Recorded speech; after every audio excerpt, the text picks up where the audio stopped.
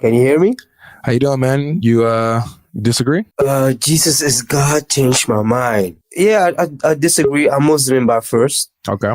And the reason that I say Jesus is not God because nobody knows how Jesus looks like. For example, let me give you an example.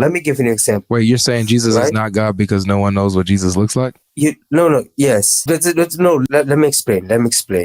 Let's just talk about Jesus, the persona himself, right? If you look up Google and you type in Jesus, or you go to the Vatican, or you go to Ethiopia, they all have like pictures of Jesus, how he looks like. So now my point of view is like, if you're saying like Jesus is God, okay, then you have like this type of image that is contributed to it because you're trying to.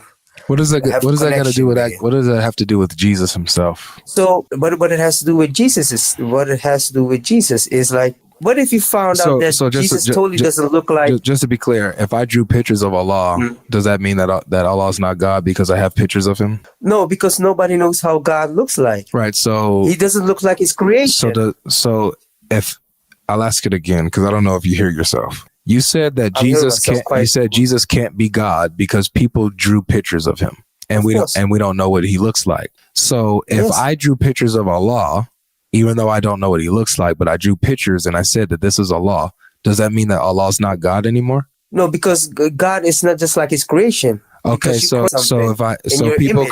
people painting pictures of what they depict as Jesus has nothing to do with Jesus and him being God, right? No, Jesus is not God. All right, tell me why Jesus. All right, so tell me why Jesus is not God. Because first of all, like I said, people have this image when you just look at Jesus. Brother, tell me why Jesus is not God. Don't tell me about pictures. Tell me why Jesus is not God. Because again, and this will be the last time I'm not going to entertain this anymore. If I drew pictures of Allah, you wouldn't say that Allah's not God anymore because I drew pictures of him. This is stupid. So give me something real that shows that Jesus is not God. Give me a real argument. Okay, so who is then Jesus' father then? If Jesus is God, who is his father? The Heavenly Father. Because no. You said no. I just gave you the answer to your question. The Heavenly Father is Jesus' father. So what now? It's more confusing now because Jesus came out of a virgin, right? Jesus says that he came down from heaven. How did he come down from heaven? Jesus was born out of a virgin, right? But he says that he came down from heaven before he was born of a virgin. So how could he come down from heaven? Wait, Jesus came out of a virgin. I'll say it again slowly. So, I'll say it again slowly. Okay. Jesus says, I'm going to say it slowly again. Okay. Jesus says, I came down from heaven. So before he was born of a virgin, before he took on a human nature and was born of a virgin, he came down from heaven. How did Jesus come down from heaven if he's not God?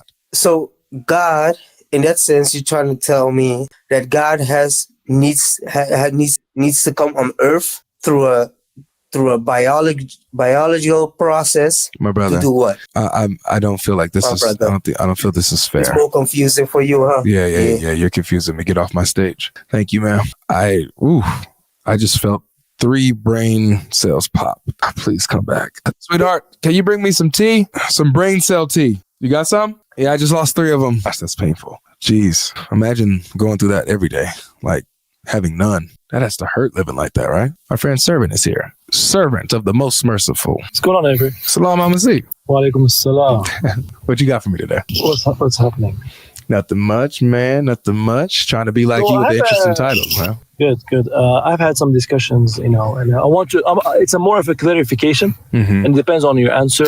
I can maybe make an argument. Okay. If you answer correctly, I think I won't. Who gives authority to Jesus? When Jesus set aside his divine privileges and took on flesh and was exalted, it was the Father who exalted Jesus and gave him authority. So he gives him the authority to forgive sins. That's what you're saying?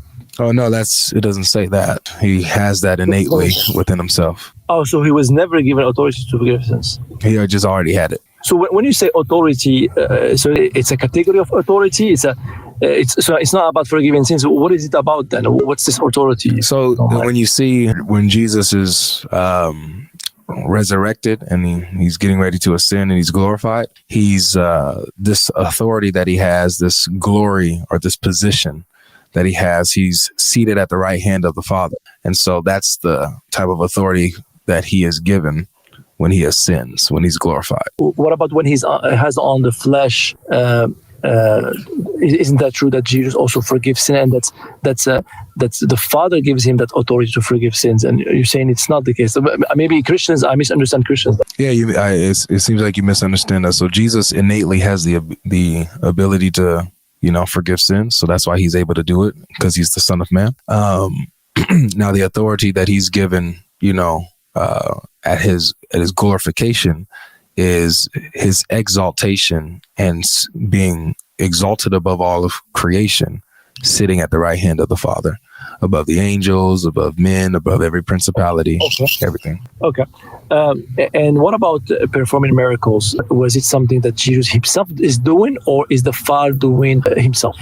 Well, it's not either or, it's all of it. You have the Father working through the Son by the Spirit that is indwelling in Jesus, and he's performing these miracles. So it's all of them, are taking part in Jesus performing these miracles. Okay, but who's committing? Who's doing the act? Who is the? Jesus is doing the act. Okay, so in raising Lazarus, Jesus says, "I thank you, O Father.